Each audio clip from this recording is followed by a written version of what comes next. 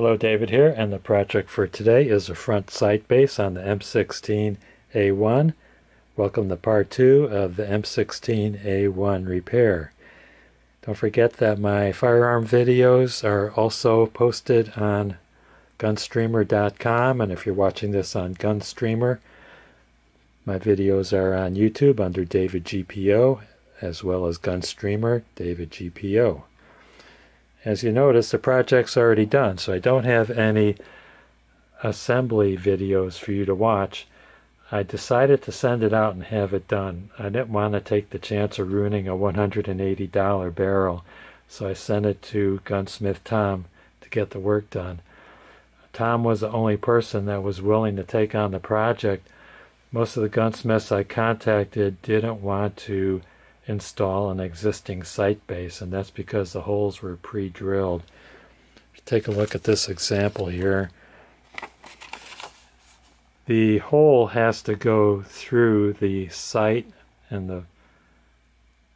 the barrel. So the barrel would be up on top, that'd be one half of the hole, and the front sight base would be the bottom half of the hole. That hole has to be drilled through both parts, so it pretty much goes through all of the front sight base, but it has to skim the side of the barrel, which is why gunsmiths were telling me they wanted a new front sight base. The problem I was having was the new front sight bases I was finding for sale doesn't have a recess milled on the back end of the front sight base right there, because this cap that holds the hand guards has a flange that goes into the recess into the front sight base, on the back of the front sight base. Otherwise, if you don't have the recess in the front sight base, you're going to have a gap between the front sight base and the cap. And the only way I knew that was I was about to buy one on Brownells, and one of the persons who bought one was complaining in the comments that he bought the front sight base, it didn't have a recess, and when it was installed there was a huge gap between the front sight base and the handguard cap, and I don't want that. So, but the problem is, when you have a pre-drilled front sight base, you have an airspace here, and then you have the barrel, and the machinist has to drill through that, hoping to only hit the barrel and groove the barrel. However, the mill bit, the drill bit in the mill, will seek the path of least resistance, and it'll wander to the opening, to the hole, and bend. And the drill bits are very brittle, and they break. And Gunsmith Tom told me that he broke 2 end mills on working on this one. Because Gunsmith Tom had to make a mock-up in order to locate the holes where he wanted to drill, he just went ahead and kept the assembly assembled. So as you can see, pretty much everything is done, except for the flash hider. Get the page out of the Army Tech Manual. That flash hider has to be torqued from 15 to 20 foot-pounds. Got my washer and my flash hider.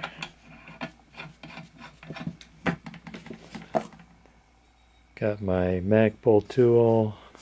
This goes over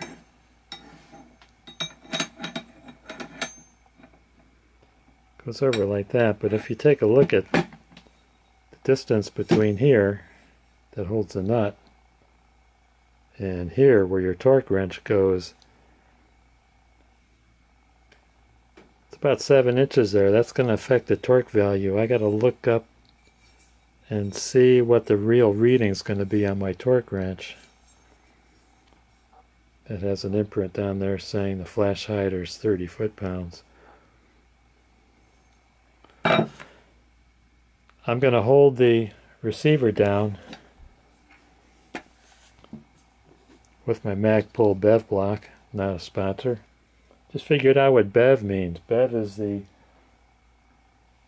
barrel extension vise block, and the vise will hold this block, and this end holds the back of the barrel at the chamber, like that.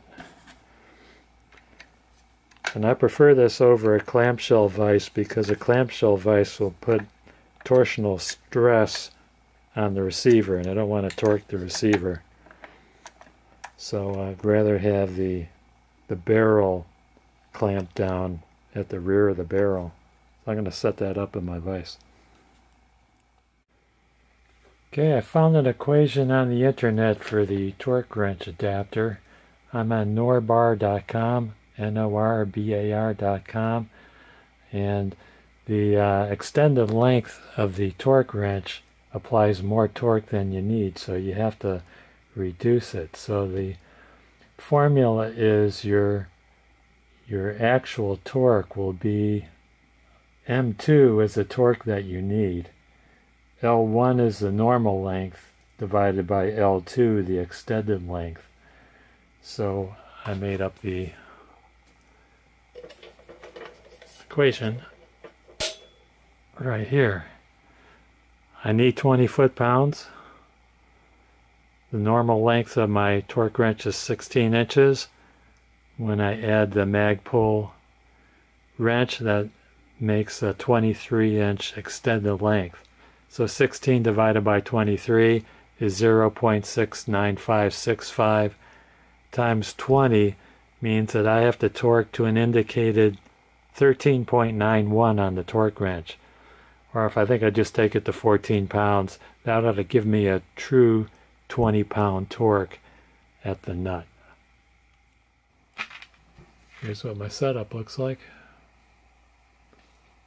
Yeah, that's an old torque wrench. This was a high school graduation present from my parents. It was a long time. Put a little synthetic grease on the threads.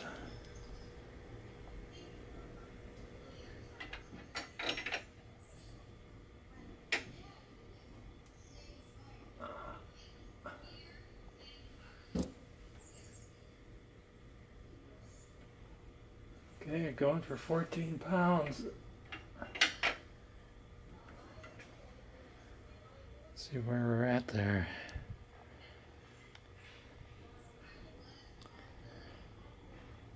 Can you see that?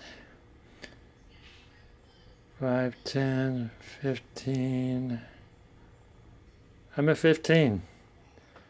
Well, the upper is ready for test firing, but the lower isn't ready yet. I'm still waiting for the jig to come in. The jig was ordered 5 weeks ago, and I checked yesterday, it's still on back order. So they're advertising 4 to 8 weeks. I don't know how long that's going to take to come in.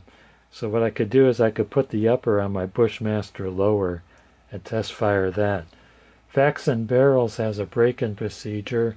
It's shoot once, clean copper out, repeat twice. Shoot 5 rounds, clean copper out. Shoot 10 rounds, clean copper out. That's our break-in procedure. And I'm going to put this video up on YouTube. I never know what to expect out of YouTube. They always give me a hassle about putting up firearm videos. At one point they said you can show off your firearm collection, but you can't modify firearms. And then I get all these warnings that I put up firearm videos, and I'm not modifying anything. I'm pretty much doing repairs or shooting. And then I get, they threaten me that if I keep doing it, they're going to kick me out. And then I ask for a manual review, and then they go ahead and they allow the monetization. So even when they don't allow monetization, they put advertisements up there, and they keep the advertising revenue. It's a very strange thing. YouTube is very strong against the First and Second Amendments, and I think it's going to take government oversight to rein them in. They've gone crazy. Anyway, I want to thank you guys for watching. Don't forget to hit like, subscribe, and ring that bell for some more interesting video content from David GPO.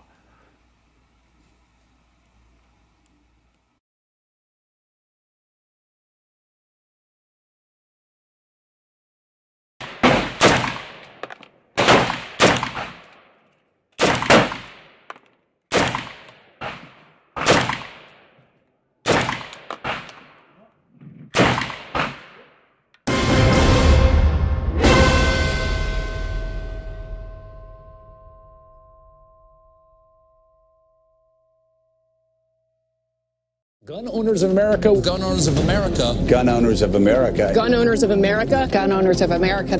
If you're sitting at home and you contribute to the Gun Owners of America, stop giving. The only no-compromise gun group in Washington. They're tougher than the NRA, aren't they? That's right. The NRA is bad, really bad. Gun Owners of America is even worse than bad. We do not support gun control. We do not support gun control fully loaded. We do not support gun control light. We have opposed every gun control at the federal level.